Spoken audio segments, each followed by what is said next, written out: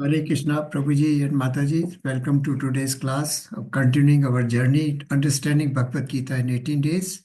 So we are on 4th day today, and we shall be covering Gyan Yoga. Before we start today's class, let us pray to. First of all, you can see on your screen the Bhagavad Gita as it is, as written by A.C. Bhaktivedanta Swami Srila Prabhupada Ki Jai. And this is the basis of our talk all this duration. And also it shall continue like that till the end. So Bhagavad Gita as it is, as it was spoken by Lord Krishna to Arjuna and supported by evidences in his purport from many scriptures, Srila Prabhupada has given us this gift. So in this chapter, we are going to listen about the history of Bhagavad Gita, basically, when it was first spoken, to whom, and how it happened to be spoken again to Arjuna in the battlefield of Kurukshetra. So before we start, let us pray to our obeisances. First of all, our obeisances to Sri Namnish Das Prabhuji, President of ISKCON Temple, Kulai, Bangalore, who has provided this opportunity and platform for us for our interaction. And also, these are presiding deities at the temple of Sri Radha Bhumiji. Om Agyan Timirandhasya Gyananjan Shalakya Chakshurunmilitam Mena Tasmai Shri Gurve Namah. Om Namo Vishnu Padaya Krishna Peshtaya Bhutale Srimate Bhakti Vedant Swaminiti Namine. Namaste Saraswati Devi Gaurvani Pracharni Nirvishesha Shunyavadi Paschatya Desha Tarini. Jayo Shri Krishna Chaitanya Prabhu Nityananda Shri Advait Gadadhar Shri Vasadi Gaur Bhaktivinoda. He Krishna Karna Sindhu Deenbandhu Jagatpate Gopesh Gopika Kanta Shri Radha Kanta Namostute. Tapti Kanchan Gaurangi Shri Radhe Vrindavaneshwari Vrashbhanusute Devi Pranamami Hari Priye. Hare Krishna Krishna Krishna Hare Hare Hare Rama Rama Rama Hare Hare. Hare Krishna Krishna Krishna Hare Hare Hare Rama Rama Rama Hare Hare. Hare Krishna Krishna Krishna Hare Hare Hare Rama Rama Hare Hare. Hare Krishna devotees, all Prabhujis and Matajis. So before we start with today's chapter, let us have a quick recap of what we have learned so far. So we'll start with the names of the chapters. We have covered 3 chapters. What was the name of the first chapter? Anyone? Please unmute and answer.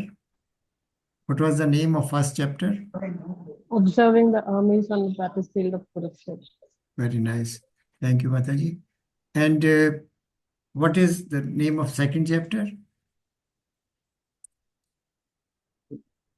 Hare Krishna Prabhuji. Yes. Gita Sarang. Gita Saras, or contents of Bhagavad Gita summarized. That is given in the book. And that name of the third chapter? Karma Yoga. Karma Yoga. And what was the main question asked by Arjuna to Lord Krishna in this last chapter that we covered yesterday? What was the last question, the most important question? He got confused and then he asked Lord Krishna about what was that last question, important question.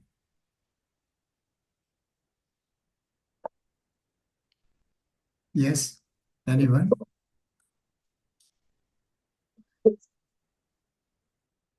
You can unmute. Or you can type in the chat box, whatever you feel like.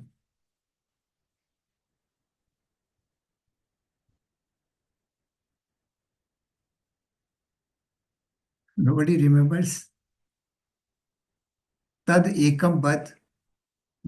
This is a clue. Hare Krishna Prabhuji. Yes, Mataji. He was asked like whether renunciation is better or Nishkama Karma Yoga is better. So whether I should fight or should leave this battlefield and go for meditation, because you have given me the transcendental knowledge that your soul and the material body is bound to get deteriorated or perished later or sooner. So there is no need to fight. So that is the confusion that Arjuna had, that whether I should renounce this battlefield or I should fight. And the example of then whether it was a sin or not, that example of Vishnu and Lord Hanuman was given, that there was the acting in Krishna consciousness or acting under guidance and orders of instructions of Lord does not incur any kind of sin. So that was the last message here. So, and what was the blocker? Why he was not able to fight? What was the reason? That what you had decided initially in chapter number 1, that main reason? There were 5 reasons, but in second chapter again, or rather last chapter, third chapter, again it was mentioned, there was one prominent reason which sits on 3 points in our body. What was that reason?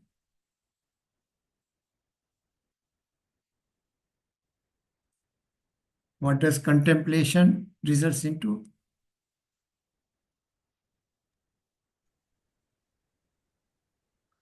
Family tradition. Yes, probably those 5 points, those were given in the first. Now, in third chapter, we learned something different. When we contemplate on a material object, that results into anyone? Attachment. Attachment results into lust. Lust. Right? So lust is the blocker. The blocker here is the lust, because out of lust for his family members, he was not able to fight. So the lust, and where does lust sit in our mind, in our body? Rather, 3 sides where lust, 3 gates of lust, or 3 sides where lust is. Senses, mind, and intelligence. They are captured by lust, and then when intelligence is captured by lust, the person becomes indecisive, and he thinks of only material considerations, not think about his duty. So this is what we heard in the last chapter. Now, history of Bhagavad Gita. We know that it was spoken 3,140 years before Christ, and after Christ it is 2025. So altogether it is 5,165 years before that Lord Krishna gave Bhagavad Gita to Arjuna. And what triggered, what set the platform for narration of this message to Arjuna? In chapter number 2, 2.7, any verse which was significant, which set the stage for deliverance of this message by Lord Krishna? Karpanya doshopahata svabhav. Very nice. So he surrendered. He accepted. Earlier they were in the Sakya Bhav. Then he surrendered as a Dasya Bhav, and he surrendered as a disciple surrenders to the spiritual master. This is what happened, and that is this stage set by Arjuna for Lord Krishna to speak the message of, or the song of Lord Krishna, or the Bhagavad Gita. Gita means a song, and Bhagavad means Lord Krishna himself. So this is the beginning of the. Now, coming to today's chapter, history of Bhagavad Gita. Shri Bhagavan Uvacha. Anybody would like to read? Would like to volunteer?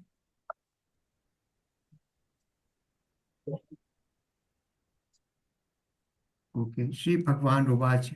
Imam vivasvate yogam proktavan aham avyayam vivaswan manve praha manur ikshvakve abravit. Lord, Blessed Lord said, I instructed this imperishable science of yoga to the sun god Vivaswan, and the Vivaswan instructed it to Manu, and the father of mankind, and Manu in turn instructed it to Ikshvaku. Ikshvaku, we know, is from the the dynasty of Bhagwan Ram. So now this, you can see the Lord, he is telling Arjuna that first time I gave this message of Bhagavad Gita to the sun god, who is Vivaswan. And from sun god instructed it to his son, the Manu, who is the father of mankind, and Manu gave it to Ikshvaku. So this is not the first time that it is being spoken by Lord Krishna to Arjuna here in this battlefield of Kurukshetra. It was already given many, many years, millions of years before to Manu, and who the purpose of this message repetition is described in further shlokas or verses. Why there was a need to repeat this message of Bhagavad Gita to Arjuna. So to begin with, this is what is happening from Lord Krishna. It went to sun god, from sun god to Vivaswan, to Manu, Manu to Ikshvaku. And Ikshvaku ultimately gave it to the kings who were there after in the planet at that time. So gradually, this knowledge, that means that was given to kings only. That means that the Srila Prabhupada in his purport mentions that king should be a religious person. He should rule the subjects on the principle of justice and religion. He should not be a selfish person. He should not be a miser. He should not be a person who does not look after the welfare of citizens. So now that you can see that it was disciplic succession from Lord Krishna to sun god to Manu, Manu to Ikshvaku. This is gradual. Similarly, there are 4 sampradayas. This is described in Srimad Bhagavatam, that Lord Krishna is at the Supreme Personality of Godhead, he is at the top. Then he gave this first knowledge to Brahma rather. The knowledge of Veda was given to Lord Brahma. So Lord Brahma is the first disciplic section. Then the second is Sri Lakshmi. The Lord Brahma, the chief, spiritual master in this lineage was Madhvacharya. And Sri Lakshmi, and second, just a minute. And then, yes. Now, in this second disciplic succession, Lakshmi Devi and the Ramanujacharya was the chief spiritual master in this lineage. And third succession was Lord Shiva and Vishnu Swami. Now we know Vishnu Swami's disciple was Vallabhacharya, and this is third disciplic succession. And fourth disciplic succession is that of 4 Kumaras. Right, so the chief supreme spiritual master is Nimbakacharya here. The purpose of this disciplic succession is that whatever spiritual knowledge or Vedic knowledge we should attain, it should be from the disciplic succession only, not from commentators who generate their own ideas and do not interpret the subject as it is conveyed, as should be conveyed. They mix up their own ideas and own commentary, then the original message gets distorted and is not connected. And in earlier chapter, we saw that we were charging a telephone with a cable which was broken. When the cable is broken, the phone will not be charged in the correct manner, or not at all. So this is here, and this is the sampradaya we belong to, Madhvacharya, that is Brahma Madhava Gaudiya Sampradaya. And this is how Srila Prabhupada, this diagram we have already seen, Srila Prabhupada, Bhakti Siddhanta Saraswati, Gaur Kishore Babaji, and Bhakti Vinod Thakur, Lord Brahmaji, Narad. So all this this is the successive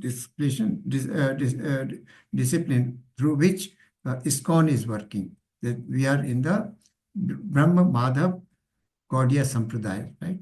So the message what Lord Krishna gave to Arjuna is coming as it is through this disciplic chain. So now Arjuna is confused because what was the age of Arjuna and Krishna at the time of this battle is going on? Any idea?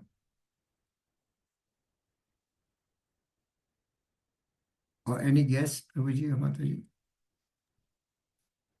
5,000 years before Yes, Prabhuji, 5,000 years, 5,165 years before this happened. But what was the age of Krishna? Age of Krishna was 89 years when this battle is being fought, and age of Arjuna was 88 years. So he says that you are my contemporary. You were born to Mother Devaki and Vasudev, and you are telling that you gave this message to Lord of Sun, or the Sun God of Vivaswan.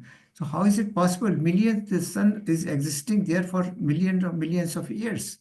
So how is it possible that you are telling that you gave this message to? He becomes doubtful again. So he puts a question, but how? Because you are my contemporary.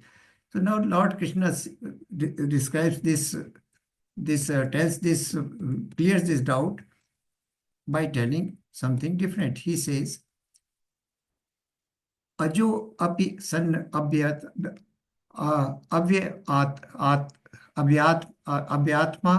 bhutanam ishvaro api san prakritim swam adhisthaya sambhavami atmayaya.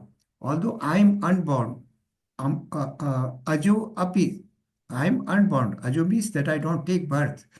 And Abhyatma, that is my body, is not material body. It is Satchitanand, it does not change.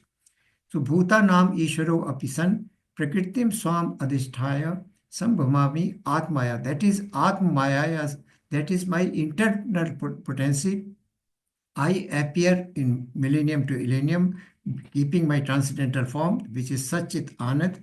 And since my body is transcendental, I remember everything. Your body is material, which changes from time to time and is subject to perishing also. So you have forgotten all these things. I remember because you and me were there also at that time.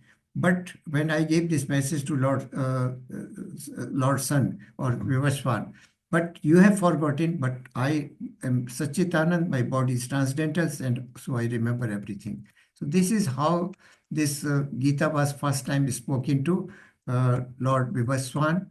So this is explained by, now this is a chart which shows, yugas. Yuga is also avatar of Lord Krishna. These four yugas, that is Satyug, Treta Yuga, Dwapar Yuga, and Kali Yuga, they are also incarnations of Lord himself. Now we'll start with the right right bottom here. We are running in Kali Yuga.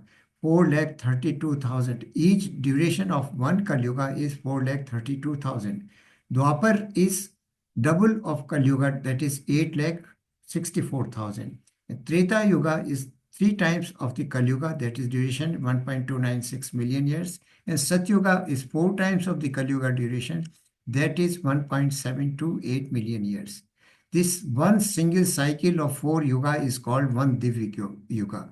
And the total duration of one Divya Yuga, or the total duration of 4 yugas combined together, is 4.32 million years. So such 71 Divya Yugas, this is one Divya Yuga, such 71 multiplied by 4.32 million years, that comes to 306.72 million years. So this becomes one Manvantar. And we know there are 4 Manus, or 4 Manu. Manvantar means change of Manu, right? So there are 14 Manus. We are running in the 7th Manu at this period of time. So 14 Manvantar. This is one single Manvantar. That means 17 Divya Yuga make one Manvantar, and 14 Manvantars and 15 Sandhyas, they make one Kalp, 1 day of Brahma. 1 day of Brahma, 1 Kalp means 12 hours of Brahma's day. That means there are 2 Kalpas in 1 day of Brahma. And so that means 1 Kalp is 4.32 billion years of Brahma's life. And when there is a change of Manu, there is a partial devastation. You can see partial creation and partial devastation. This is called Sandhya period. And in this period, there is complete partial creation, and at the end of one Manu's life, there is a devastation or partial devastation. That becomes night. So there are 15 changes, 15 Sandhyas, and 14 Manvantars. they make up one kalp. One kalp is equal to half day of or 12 hours of Lord Brahma's life. Right. So then life of Brahma is 311.04 million years. That is 36,000 kalpas. They make They make days of Brahma. So you can see that one kalpa is equal to 12 hours. Two kalpa is equal to 1 day of Brahma, and this life of Brahma is total 311.04 trillion years, and equal number of nights also. So that means this is double the figure of the Brahma's life is double of the 311.04 million years. So this is being explained by Lord Krishna to Arjuna. So life of Brahma you can see on your screen. Is it visible? Life of Brahma. How much year has passed for the life of Brahma? Brahma has passed 50 years of life so far. That is the multiplication there, 155.52 trillion years. It is beyond imagination to consider, calculate and understand this thing. And 6 Manvantas, I told you just now, we are through 7th Manvantar, Manu at this stage, and 6 Manvantars have already taken place, which is equal to 1851.4285 million years. Thereafter, 20 cycles of 4 yugas are over, and one cycle of 4 yugas was equal to 1 Divya Yuga, 4.32 million. So multiplied by 27, it becomes 116.6400 million years. So this period has already passed. That means this much of life of Brahma has already passed. So Satyuga, Treta, and Dwapar multiplied by 9, because and 432,000. So total duration of this period which has passed is 3.888 million years. And last is time left in Kali Yuga is 5,121 years. So actually this is an old figure. Today, as just now I told you, that before Christ, the 3,140 years before Christ was this battle fought in the Kurukshetra. So 3,140 plus 2025 is the year running. If you add it, it comes to 5,165 years. So time, you can just imagine, only 5,165 years have passed, and the duration of Kali Yuga is 4,32,000 years. So this is in Bhagavata and other places in scriptures. This is mentioned. This is the golden period of Kali Yuga. What it is going to come like in coming future or coming days or coming years, that is described in Srimad Bhagavatam. Horrible period. Life today, we are surprised when people say that we are 110-year or 100-year-old, that the people consider that they are. But in Kali Yuga, the lifespan will be reduced to 50 years or 30 years or 20 years. The production of grains, production of fruits, vegetables, milk from the cows, they all will recede, and people shall fight each other even for water. So this is all described in Srimad Bhagavatam. So just imagine what is the life and how much period in Kali Yuga has already passed. It is only 5,165 years. So life of Brahma, which has passed, is equal to 155.522 trillion years. Then,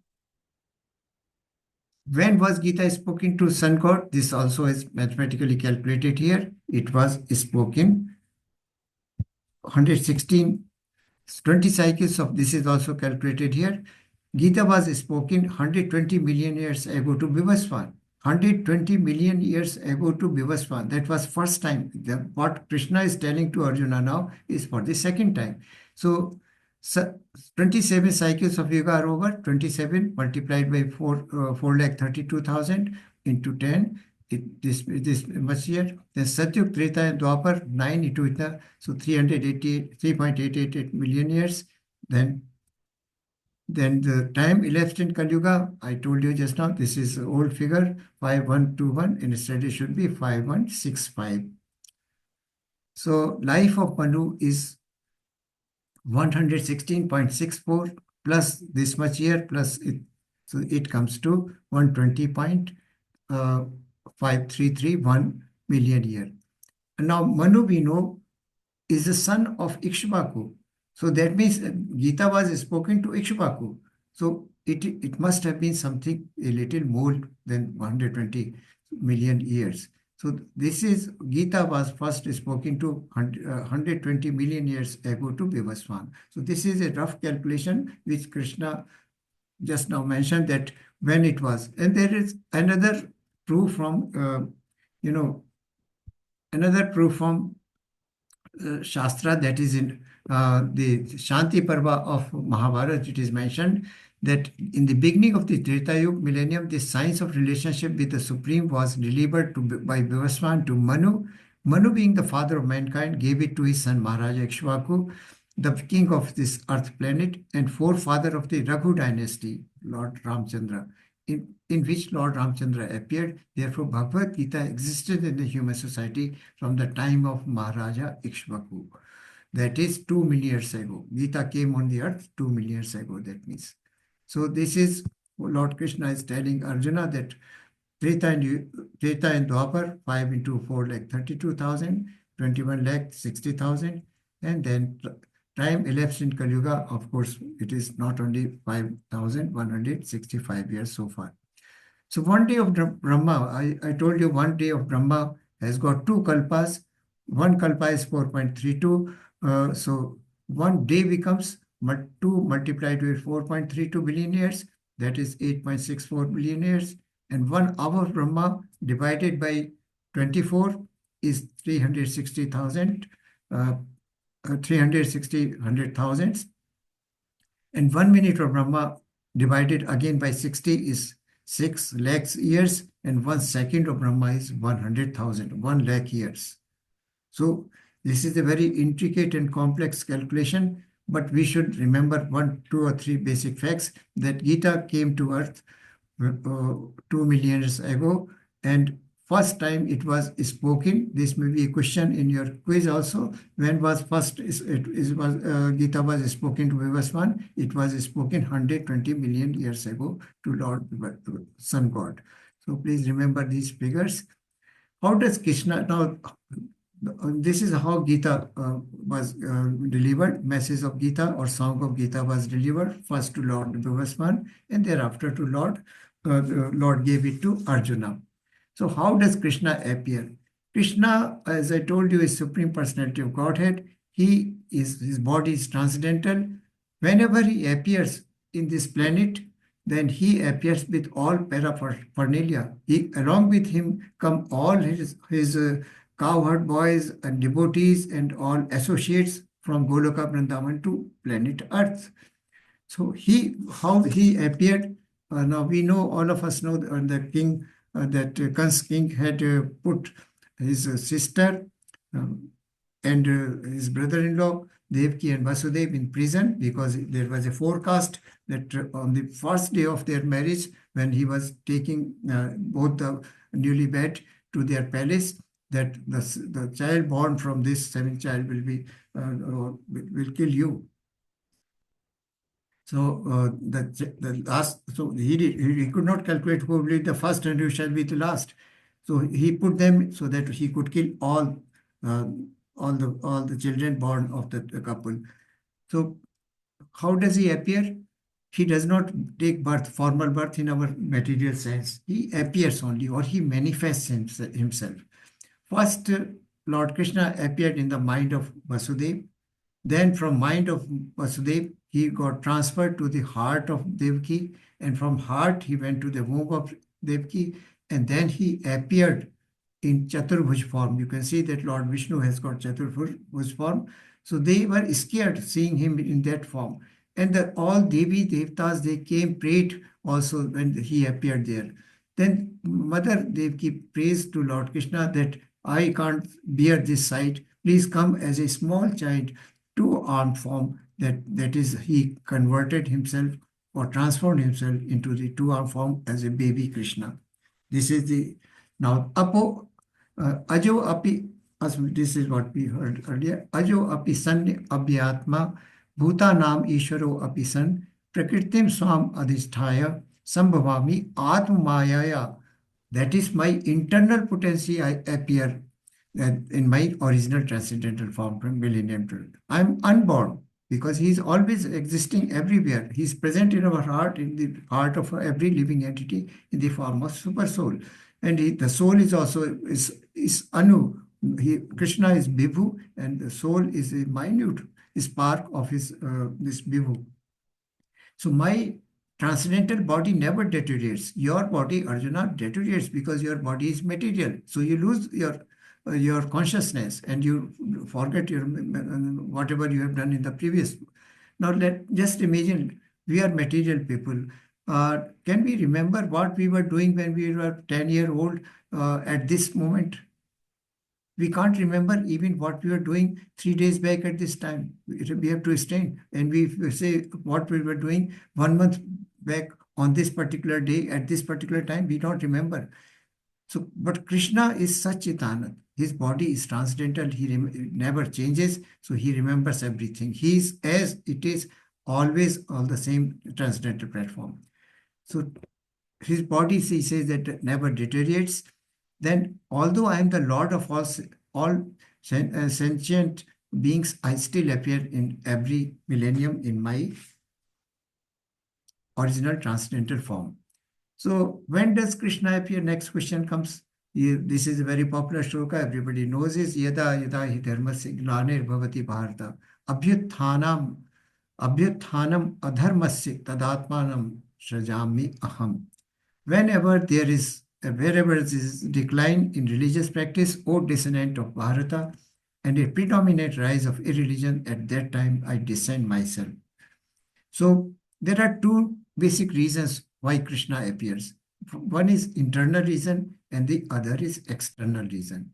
Other external reason is when there is preponderance of irreligious activities, when dharma or religion has been driven to forest and nobody practices devotional service to Lord, then the rule of irreligion presents. So at that time, he appears millennium after millennium to restore that religion. And second, internal reason or primary reason is protection of the devotees. Because Mother Devaki and this Vasudev, they performed lot of sacrifice, lot of penance and austerity to have Lord as their son. So they were these devotees of Lord were being persecuted by Kansa. They were being tortured. They were put in jail. They were very elevated souls, and they belonged to a very rich and opulent state. But Kansa tortured them to like anything and killed all their previous born children. So, or even the female babies were also killed. So that is why Lord Krishna appears. When does Krishna appear? Whenever there is preponderance of religious activities, religion is forced to forest and everybody is corrupt, immoral, no principles, no morality, no ethics, then Krishna appears. Then he appears. He is not born. Api, ajo api, he is not, he is ajanma. He does not appear. So why does Krishna appear? Paritranaya sadhunam vinashaya cha duskritam dharma sansthapanarthaya sambhavami yuge yuge. Sambhavami yuge yuge. Again, he is mentioning in order to deliver the pious, that is the primary reason, and to annihilate the miscreants, the secondary reason, as well as to re-establish the principles of when the miscreants or the irreligious people are killed or driven away, then what happens? Religion is established. So in order to re-establish the principles of religion, I advent myself millennium after millennium. So what is happening in this picture? Can anybody tell? Krishna is killing Kamsa. Yeah. And what was the age of Mataji at this time when he is killing Kansa? He was 8 years 11. old. 11. Yeah, he was 11 years. And what was the age when he lifted the Govardhan hill on his little finger? he was only 7 years. And there is very important, very interesting story. Why there is Chappan Bhog given to Lord Krishna? We go to temples and they are offered Chappan Bhog, 56 type of food articles are prepared and offered to Lord Krishna. Does anybody know about it?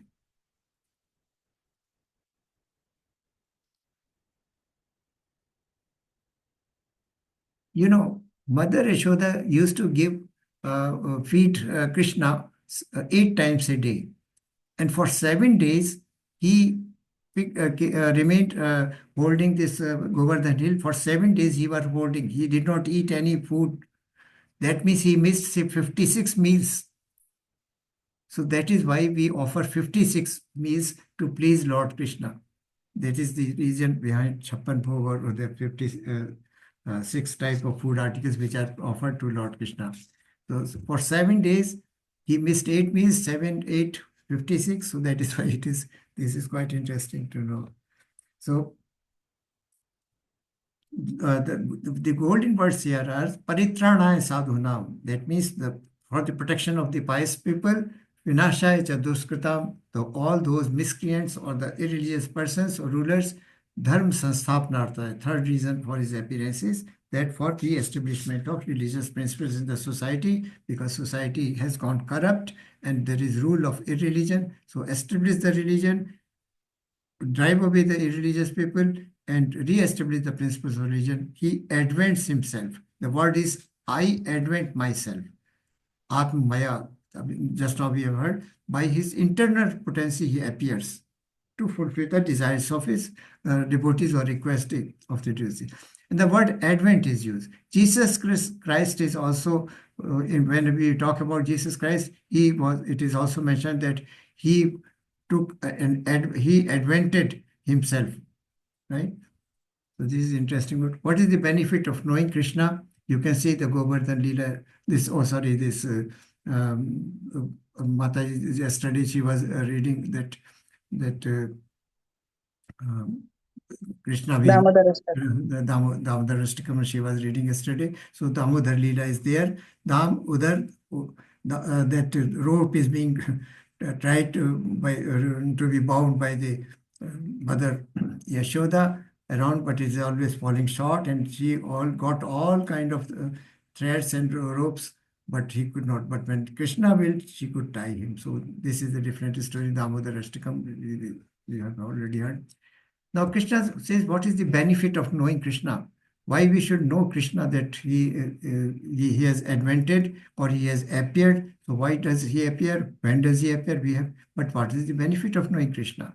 Janm karm cha me divyam evam yo veti tattva tyaktva deham punarjanm neti mam eti so Arjuna.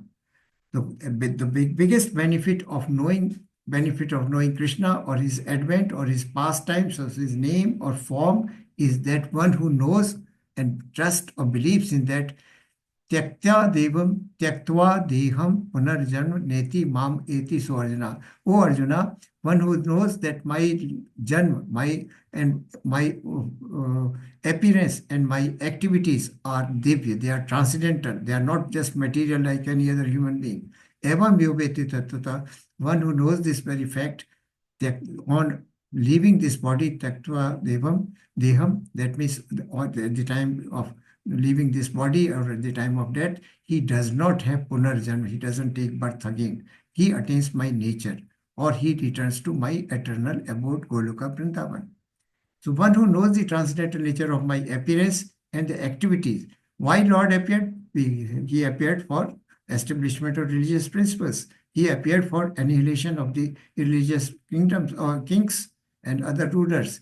And he appeared at the request of the pure devotees. So one who knows the transcendental nature of my appearance and activities does not, upon leaving this body, take his birth again this material world, but attains my eternal abode.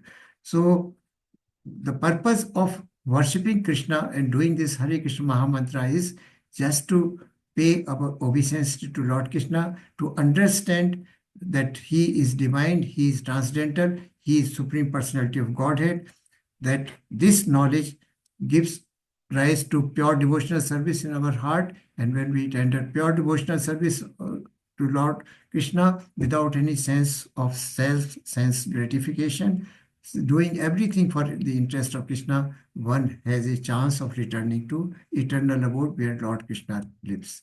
He does, a pure devotee, as I told you, does not want any kind of liberation. He wants eternal loving service of Lord. He wants eternal association of Lord, rendering loving service. He doesn't want to Sahaj Mukti or Samik Mukti or Salok Mukti or Sarishth Mukti. He doesn't want any kind of liberation at all. So, has anybody in history been able to understand Krishna?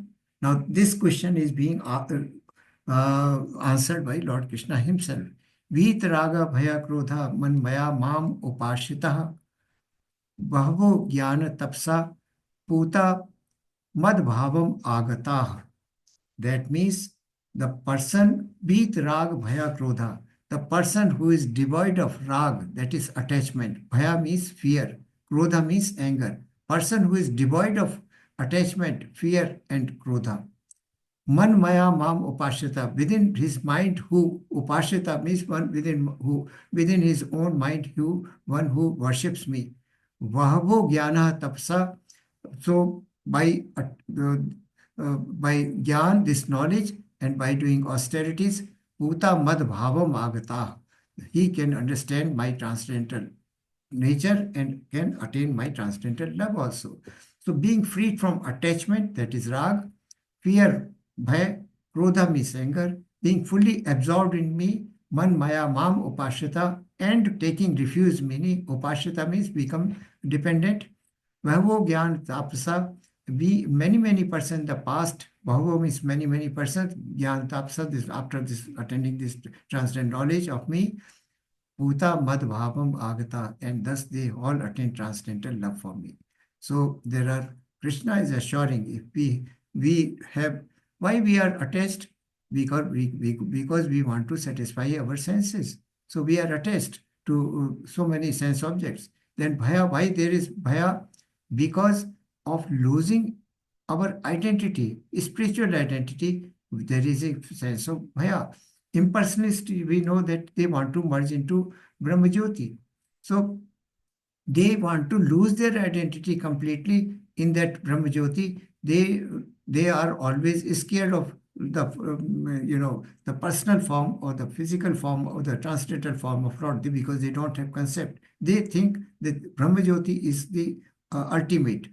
They do not understand that Jyoti is coming from the transcendental body of Krishna himself.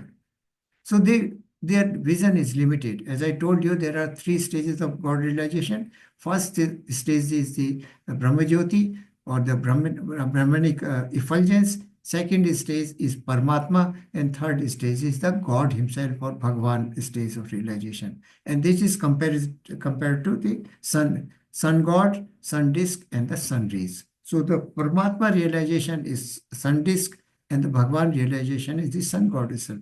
So who can understand? The science of Krishna is very difficult to understand because we are so materially and grossly involved in materialism that we do not come out of this consciousness. Our consciousness is limited to our body, and we are limited to 4 things only: that eating, meeting, cheating, and defending. That is the 4 functions which are, and these functions are being done by the animals also. So our consciousness is very limited and confined to our own bodily concept of life. We do not have a spiritual concept.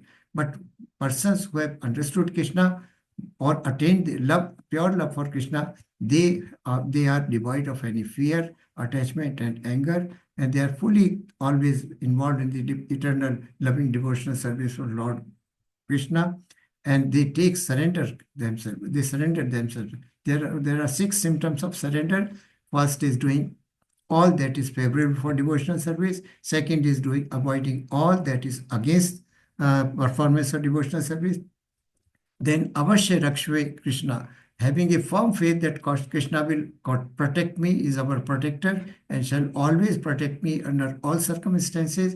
Then doing everything which is for the interest of Krishna, and being very submissive and feeling like humble, submissive, and feeling like complete dependence or servant of Lord Krishna. So these are signs of surrender. So those people who surrender this way are devoid of rag, bhaya, and krodha, and always keep on worshipping me, thinking of me, take shelter of me. They are people who can attain my love. So this is a picture of 12 Mahajanas. 12 Mahajana, they are also Satyavesha Avatara or Krishna. And these Mahajana are authorized persons who were authorized by Lord Krishna himself to go to the earth and spread the religion. And we must follow these Mahajanas. You will remember I mentioned one thing, that Yad Yad Acharit Shreshtas, Krishna has said in earlier chapter.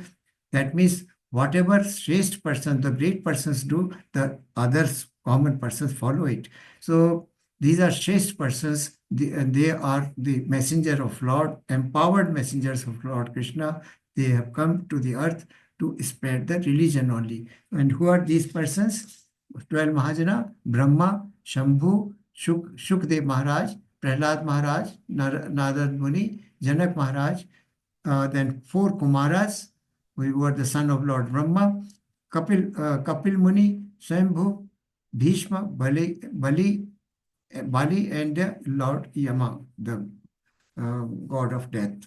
So these are 12 Mahajana. The purpose of is that these are all incarnations or expansions of Lord, and they must be worshipped. They were sent by Lord for spread of religious practices and message of religion. So we know that Lord Narada is very common. Narad Muni is very common. He's always reciting Lord of Narayan, Narayan, Narayan, and he has a freedom to go anywhere, any place, anytime. And Sukdev Maharaj, we know that Lord Parikshit Maharaj is listening message of Gita. He was cursed to die within 7 days by snake bite by the son of Samir Muni or Rishi, because what Parikshit Maharaj had done, he had put a dead snake on the Muni, around the neck of the Muni, who was meditating. When his son came, Shringiri, then he gave this curse that within 7 days you will die. So what best thing is to do in these 7 days? He could have counteracted the curse. He was so powerful and elevated soul, but he accepted the curse. And what he then went to Shukdev Maharaj and heard this message of Srimad Bhagavatam for 7 days and 7 nights without sleeping, without food, without drop of water. So these people, these great Mahajana, 12 Mahajana, come to earth. They are sent by Lord Krishna to spread religion. So this is about this picture. Before I can anybody narrate what is happening in this picture before I explain on left hand side?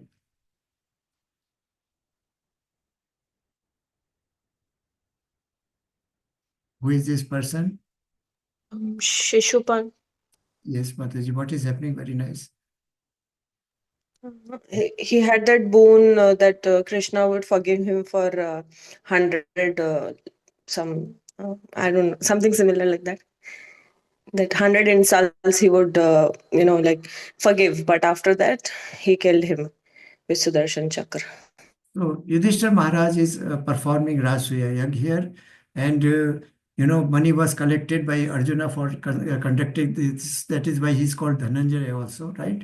So during this Yagya, the chief Yaj Purush is Lord Krishna. He was invited as a chief person to whom this sacrifice to be performed, for whom this sacrifice to be performed. Shishupal, he comes here, and Shishupal was forgiven 99 times. Lord Krishna has said that 99 times and he was, he was a person of demonic nature. He used to abuse and insult Lord Krishna, but 99 times I will forgive, but 100 times if you do it, I will kill you. So you can see that Krishna, when he crossed the limit, killed him. And not a drop of blood fell, because this is a yajna place. If the blood falls on the ground, the place becomes doesn't remain sanctified. So it becomes polluted, and then it becomes impure for performance of. So this is the scene which here. Anyway, so this is just to narrate the story of this picture. Now, what is the difference between Krishna and us? So, as I told you, Krishna is transcendental. He is Supreme Personality of Godhead. His body is transcendental. He does not change like our body. He is Satchit Anand. His body is not made of any 5 layers that our body is made up of. So Krishna's form is spiritual, our form is temporary and material also. Our body is subject to changes. Krishna's body is transcendental, does not change at all. It remains always. As he was looking like a 16-year youth when he was in the battlefield. Actually, he was 89 years old at that time. So this is about Krishna. He is transcendental. And even the animals realize that love his transcendental body. Our body, the condition, our body has got soul. The soul is covered by so many layers. We know there are 5 layers: Annamay Kosh, Pranmay Kosh, Jnanmay, Vijnanmay, and ultimately Anandamay Kosh. Anandamay Kosh is the soul, right? And there is subtle body. The 3 inner layers between the 2 outer and inner layer are subtle body. Subtle body is made up of 3 things: mind, intelligence, and false ego. Memory also is included, Satchitanand, Evam, and memory also. So the body, not Satchitanand, the Man, Buddhi, and Ahankar, and memory, Smriti also. So this body, this is subtle body. When our soul leaves, then this subtle body also accompanies the soul. And this is the carrier of all impressions that we have of karma that we perform in this life or in many previous lives. All those are carried by subtle body. And this subtle body decides our next form. And this is gross body, which is called Annamay Kosh. So we have got 3 parts, The soul is covered by subtle body, and the subtle body is covered by gross body. Krishna's body is transcendental. It does not have these 5 layers, this type of concept. And because of this gross body, our body is completely subject to material and subject to many changes. We know that from birth to childhood to the body is keep on changing. So Krishna is Prabhuji, controller just one confusion. Yes, Prabhuji. Prabhuji, the soul you said just now, it is written Satchidananda. Yeah. Initially you had told that even Krishna is also in that state of Satchidananda. No, because No, Prabhuji, I will just explain your point. Krishna is Satchitananda. His body is not material. His body is transcendental. Soul is Anu. I told that Krishna is Vibhu and soul is Anu. That is a very minute spark of that Vibhu part which is present in our heart as soul. It is initially Satchitananda. Vibhu means here, Prabhuji, Vibhu means? Vibhu means giant or big part of something small. Okay, so but then the identity Maulik Roop mein, the Satchidanand thing of Krishna, which is huge, that part of it only is in us in the form of soul, correct? Yeah, Prabhuji, when you read the 2nd chapter about soul, Lord Krishna describes, then he says that soul is eternal. We have heard this thing now. 2nd chapter. Yes. The soul is eternal. It can't be touched. It can't be cut. It can't be made moist. Air can't touch it or dry it, because it is part of the Lord Krishna. But qualitatively, we as living entity are same as Krishna, but quantitatively in a very small fraction, very smallest fraction of you can imagine. Soul size of soul is 1 upon 10,000 part of the tip of a hair. Qualitatively, we are same. Our body, we are also Brahman. We are also part. Lord Krishna himself says, "Mami Vansho Jeev Loke Jeev Bhut Maheshwar." We are part and parcel of Lord, fragmented part and parcel. But what happens? Because of this subtle body, we are carrying many impressions. The impressions of our past karma, the impressions of unfulfilled desire, the intense desires when we are leaving this body. So this decides what next form of body is going to be. The soul is not affected by these things. So then the soul which, sorry, Prabhuji, I'm asking, then the soul which is liberated from this cycle of life and death, can we say that it has dropped the subtle body, or it has dropped all the karmas of the past? No, soul is accompanied by subtle body when next form of life is granted by law. No, I am asking that next form of life is, let's say, for a particular soul A, that soul has achieved salvation and it is going out of this cycle of life and death, and it is merging with the supreme consciousness. So then do we take it that the subtle body, there is no subtle body with that soul because it has Exactly. no karma anymore? Exactly, Prabhuji. Yes, that is what Perfectly I correct. wanted to confirm. That means the man, buddhi, chit, and ahankar, the Is all dropped. is dropped. Now it has attained the pristine, pure form in which it was earlier given to the human being. But what happens? Lord will tell further in this chapter only. What happens? This soul, the senses come in contact with the impressions from previous life or karma, and all those of our material nature goes with the subtle body. So as soon as birth takes place, the individual comes in contact with the material nature. Now, of Prakriti, whenever based on the three modes of material nature, he starts acting either in mode of goodness or mode of passion or in mode of ignorance. So soul becomes then contaminated, right? It becomes affected by those three modes of material nature. So this will come ahead, Prabhuji. We will get to talk about this aspect which you have raised in great details again. Now the second aspect is Krishna is controller of Maya, illusion. Krishna has got Yog Maya and Maha Maya, we know, internal potency or external potency. And through internal potency, all incarnations have taken place. He acts through internal potency. External potency has created this material world or universes. But we are controlled by illusion. We are always under illusion. We are always under control of Maya. So we can see that Krishna is the originator or controller. Original form of Maya was created by Krishna himself for us to fulfill our desires. And these are the three modes. You can see the white, red, and black. This is mode of goodness, this is mode of passion, and this is mode of. So we are puppets in the hand of three modes of material nature. Even if we want balad, aniksham and balad, we have heard this word in the yesterday's topic. Even unwillingly, even without any desire to do something, we are forced to do something because we are under influence of three modes of material nature. And who is controlling us? The material nature, the mode of ignorance, mode of passion, and mode of goodness. And Krishna is controller of all these. He has given us liberty to enjoy ourselves in any manner we want.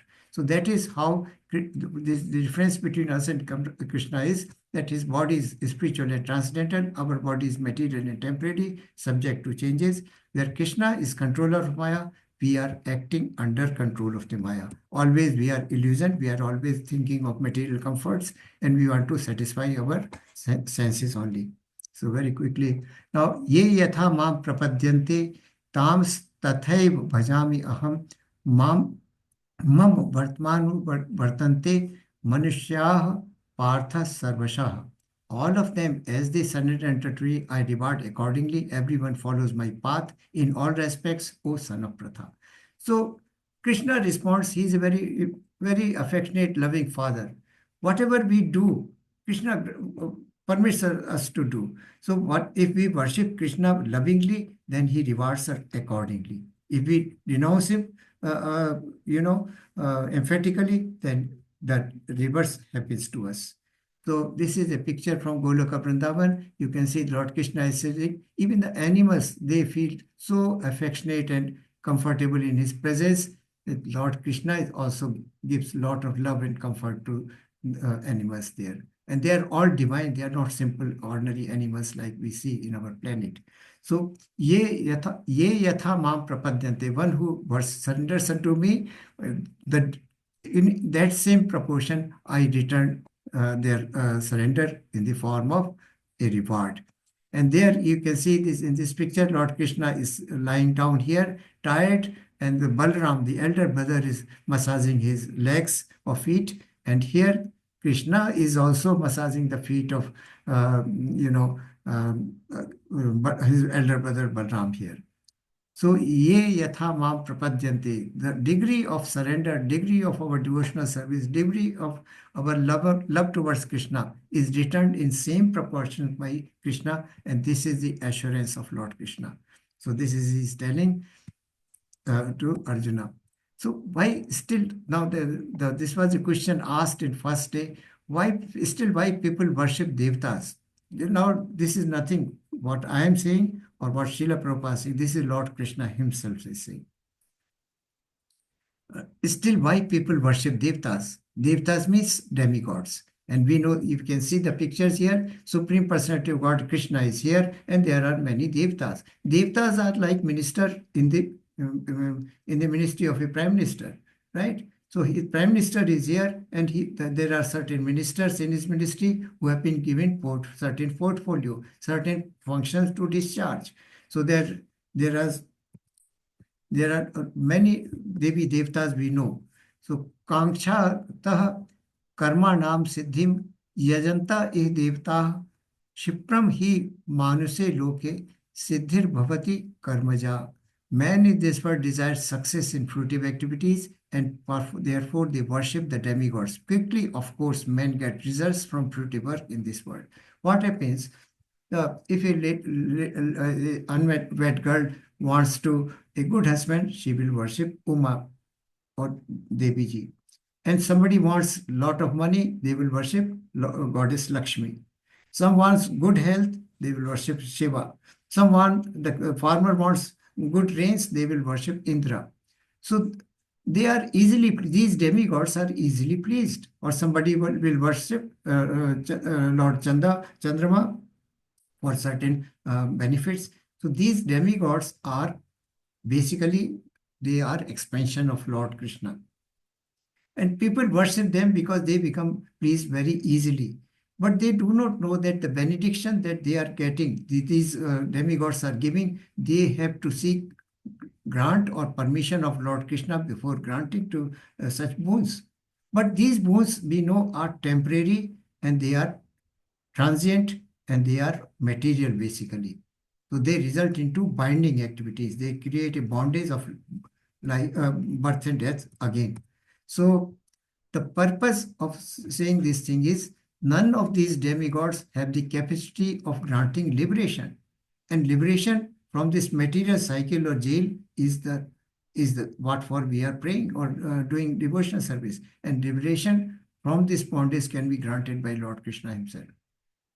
So this is what is saying. Man in this world desires success in fruitive activities, because we want to do yajna to please sun god or maybe rain god. We want to worship Lord Shiva for certain gains. We want to worship Lord Saraswati or Lord Ganesha or Lord Lakshmi for certain gains, which are granted very easily by or to a pure devotee by these demigods. So that is why people worship. That's still why people worship devtas. My request to all of you is that please read these, because we are dealing with 18 days course, so I can't go in much details. Lord has given further details that such people are alpamedhasa. In another verse it is mentioned that such people are of poor, low intelligence. They worship Devi Devtas. There is no harm. There is no harm in worshipping them. There is no problem. But we should realize our prayers are ultimately granted by Krishna. So that is the purpose of telling this fact here. And the verses again here are. Now then he talks about Chatur Varna in Ashrama. Chaturvarnyam maya shishtam gun karma vibhagsha tasya kartaram api mam. Tasya kartaram api mam. Vidhi akartaram avyayam. This word avyayam has been used second time here. According to three modes of material nature and the work ascribed to them, the four divisions of human society were created by me. And although I am the creator of this system, you should know that I am yet the non-doer, being unchangeable. Bhagavad Gita 4.313. So Chatur Varna, the social order, why Lord created it is not based on the caste system. The scriptures never talk about religion or caste. I mean the caste system which we know, Brahman, Kshatriya. This order was created based on the three modes of material nature of the person. A person who is in mode of goodness is a Brahmana. He may be belong to any caste. Because we know the example of Haridas Thakur, he was a Muslim basically, but accepted in order because he was a pure soul. By actions, he was a Brahmana. So there are 7 qualities of, Brahmana. There are 9 qualities of Brahmana, 7 qualities of Kshatriya, 3 qualities of Vaishya, and 1 quality of Shudra. This is given in Shastras, right? So Chaturvarnya Maya system, Chaturvarnyam Maya system, Gun Karma Vibhagsha, Tasya Kartaram Api Mam. I am the doer of this. I have created this 4 system of caste, Varna and Ashrama. They are not caste systems. According to 3 modes of material nature and the work ascribed to them. For Brahmana, the work is Patan of Vidya, spreading, worshipping Lord, and spreading the message of Lord, and teaching others, training others, guide. So these are some of the. Similarly, for Kshatriya, I told you that Arjuna is Kshatriya. His duty is to kill the enemy who is inimical to him. Secondly, to give protection to the citizen against any kind of harm. And third is about ruling. So these are some of the qualities of in mode of passion.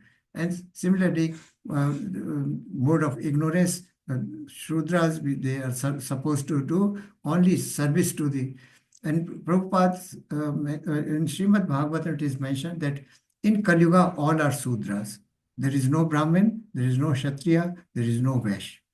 All are Shudras because of our actions, our mode, our material nature, and our work which we are doing are that of Shudra only.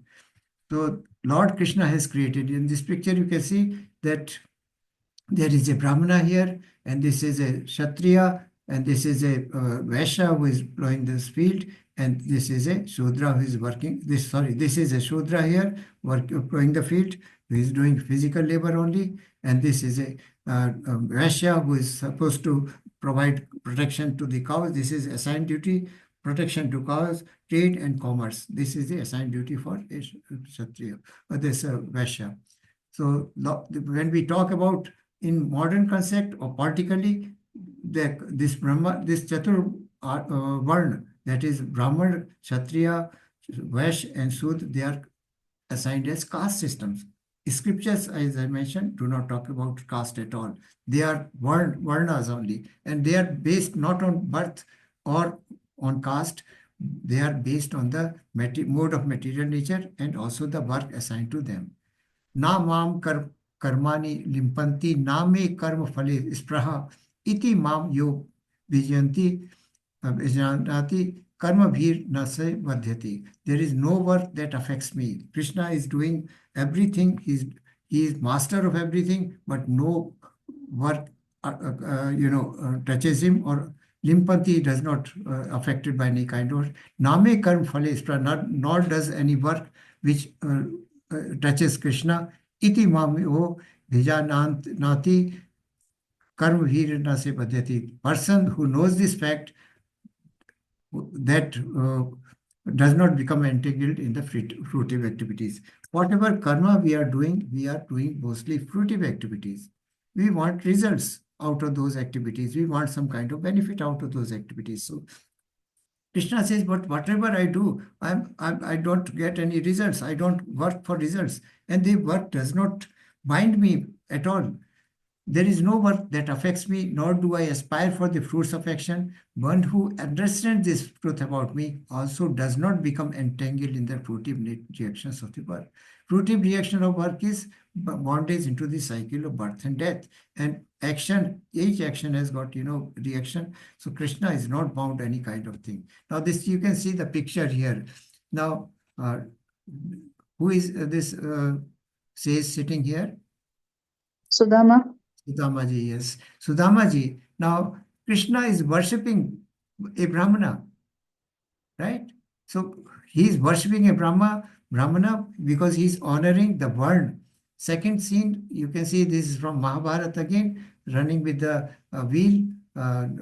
So this is, he is acting as a Kshatriya in this manner. And then he is a protector of cows, and that is the role of his Vaishya, as a Vaishya.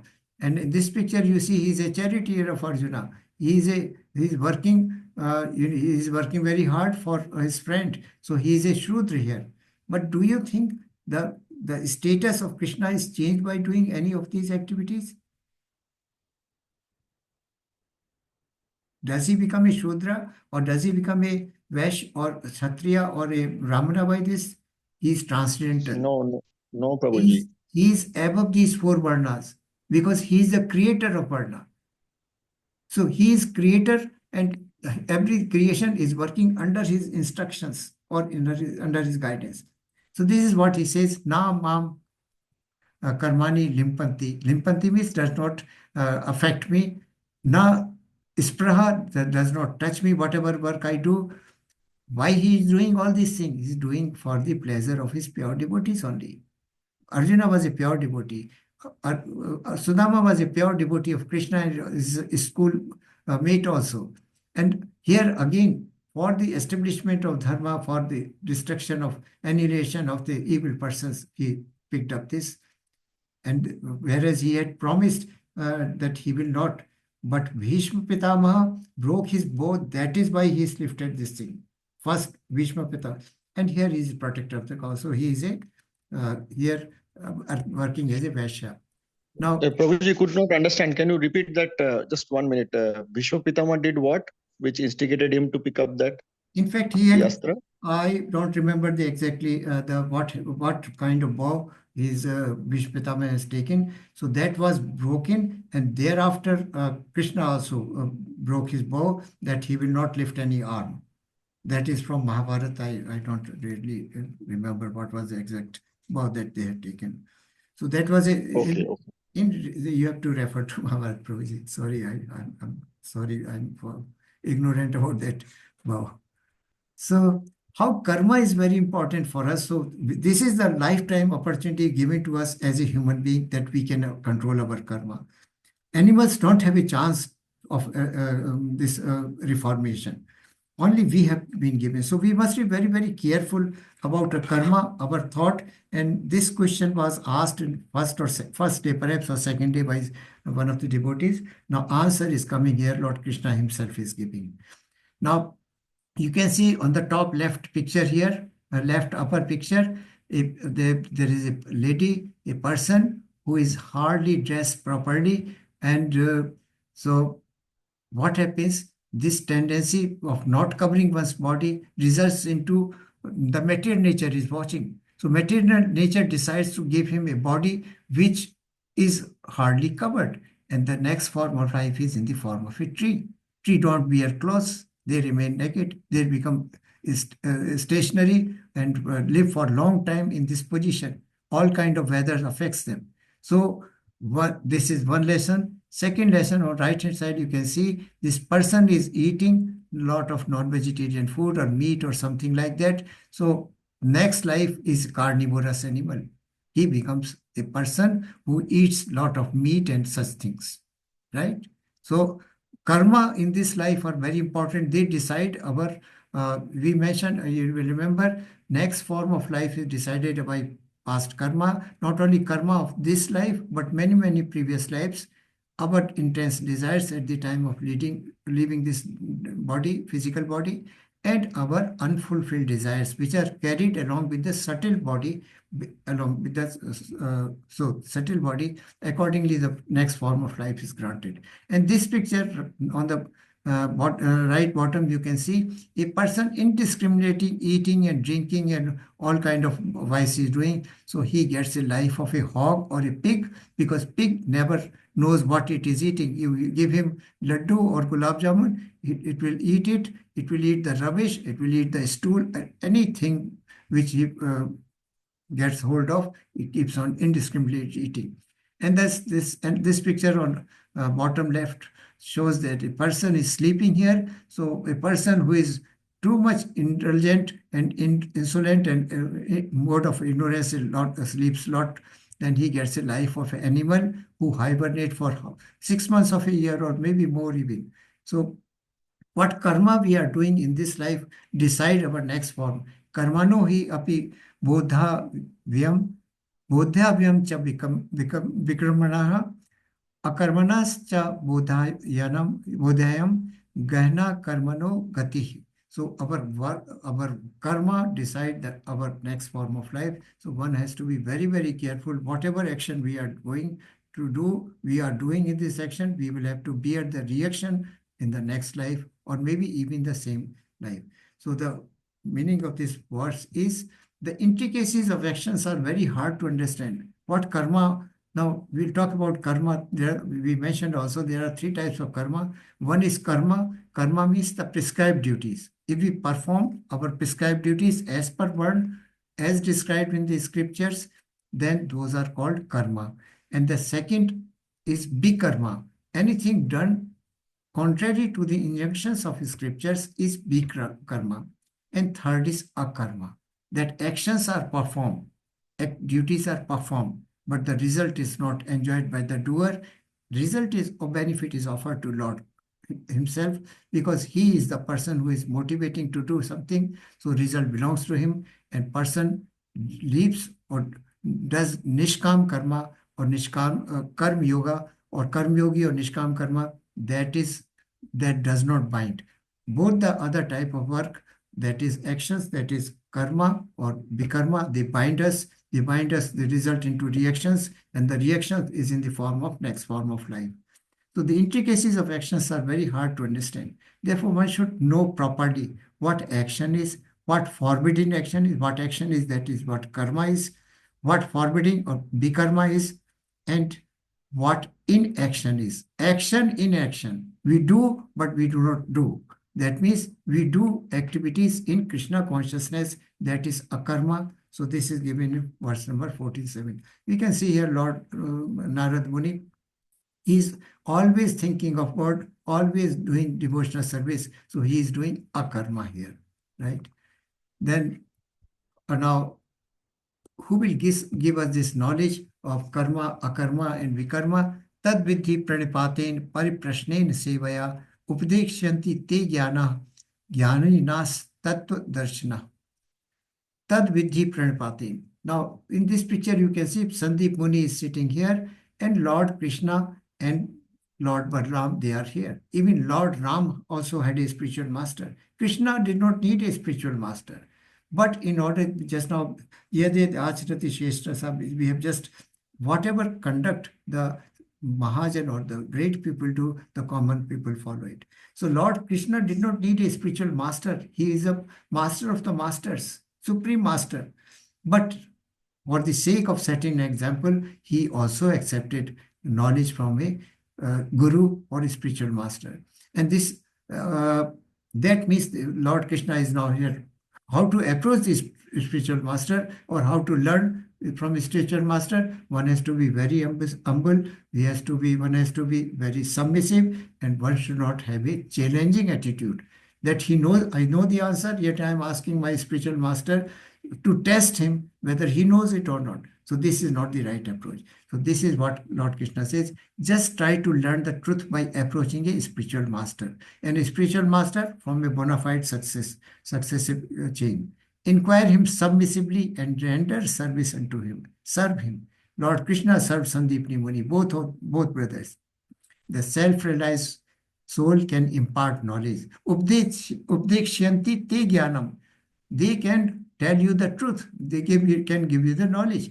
Jnaninas tattva darshana, because such jnani person, they have seen the truth. They are tattva darshi. What is tattva? The absolute truth. They have seen the absolute truth, so they can give you the real knowledge. So how to approach a spiritual master? Just try to learn the truth by approaching a spiritual master. Inquire from him submissively, not challenging manner, and render service to him. unto him. The self-realized soul, because the spiritual master is a self-realized. He is a jnani. He has seen the truth. He knows the truth because he has seen the truth. So this is how our approach should be. We ourselves have limited faculties, limited capabilities. That is why we should approach always a spiritual master, seek the company of pure devotees, serve them, and try to learn devotional service from them only, because they know they are eternally involved in the loving service of Lord, so they know how to serve. So this chapter is very big. This presentation is limited to 13 verses only. Chapter is up to 42 verses only. Just to make it, so I'm sorry, I have already exceeded a lot of this allotted time. So importance of parampara or disciplic succession. Evam parampara praptam. Lord Krishna himself said that this knowledge of Bhagavad Gita passed on through parampara, but it got broken because there were unauthorized commentators, selfish rulers. So the kings, which the Ikshvaku and other kings were learning, they all afterwards they lost this divine knowledge. Then divine knowledge of divine nature of Krishna, all paths lead to Krishna. Mam Vartmanun Vartante. Then karma, vikarma, karma, we stopped here. Kavyo api atra mohita, attaining gyan through yajna. So if why do we perform this yajna or sacrifice? We perform it for the purpose of gaining transcendental knowledge. By doing transcendental knowledge, by yajna, we attain transcendental knowledge. That what we are offering is our oblation or obeisances to the Supreme Personality of Godhead. Yajna Purush we know is Vishnu. Vishnu is none but incarnation of Lord Krishna or avatar of Krishna. So we do all kind of yajna for the pleasure of Lord. When Lord is pleased, he grants us devotional service. And in Kali Yuga, the easiest yajna is Nam Sankirtana, because we can't meditate, we can't do sacrifices, we can't do deity worship. Only remember name, and name is to be uttered in such way that we hear it also. Shravanam. Shravanam is most important. Mind should, the tongue should speak and the mind should listen. That is the real Shravanam, and that is what. Then means of attaining Gyan. Attaining Gyan can be attained by association of pure devotees, by rendering service to a spiritual master, by doing sacrifice. This is how Gyan can be achieved. So Tad Vidhi Pranipaten, we have to surrender to and serve spiritual master who is bona fide. Then because he is a Tattvadarshi, he has seen the truth, he can only train us in truth. So I'm sorry we have exceeded today's time duration, but the chapter is also not completely covered. I'm sorry for it, because this is just 18 days course. I can't split it to more. So if there is any quick question, please may ask, and so that. Prabhuji, I have a question. Yeah. Yeah, so Prabhuji, you have mentioned if one eats non-veg, based on his karma in the next reincarnation, probably he will become a carnivorous animal. So, but isn't it this just a interpretation, personal interpretation? Is it written anywhere like in the scripture that it will be like as such? Because as Srila Prabhu's Gita goes, it is as it is, right? So is it? I don't think it is written anywhere in the Gita that it will become First carnivorous chapter, animal or something. Yeah, first chapter, yeah, there are 4 things. yeah. This is in scriptures that compassion is lost. Compassion or mercy is lost if we kill animals. Meat eating. There are 4 regulative principles in ISKCON, and that is drawn from the scriptures. First is no meat eating. Why? Because we kill the animal, we lose mercy and compassion. Secondly, no gambling, because truthfulness is lost. Third is no intoxication. Intoxication results into destruction of our austerity. And no illicit sex, that results into impurity, or our suchi is lost. So these are 4 things. Hema Mataji, Hema Marwa Mataji, are you there? I Hema think Mataji yes, has mentioned that Bhishma was about to kill Arjuna and other Pandavas. That is why Lord Krishna also broke his. So this is probably the reason that Krishna had to pick up this wheel of the chariot to kill Mhm. Bhishma. So this is probably answer. I'm not aware of it anyway. So these are 4 regulative principles for leading a suchi or a pure life and render devotional service. We all know, Prabhuji, that these things are not good. Let aside what the scriptures say. We know that gambling is not good. Intoxication is not good. We know that illicit sex outside marriage is not good. We know that gambling is not good. No, I'm not contending the thing. I understood the thing, but I'm just saying that, the examples given, is it like exactly that, you will become a carnivorous animal? Is it something like that Yeah, this exactly? is So, written or it's in just a metaphor? Lord Krishna. Yeah. Prabhuji, Lord Krishna is saying this in Bhagavad Gita. Okay. Illustration. We have to read this chapter number 4 relatively thoroughly. Then only we can. Yeah, sure. Thank you, Thank you very much. Prabhuji. Yeah, Hare Krishna.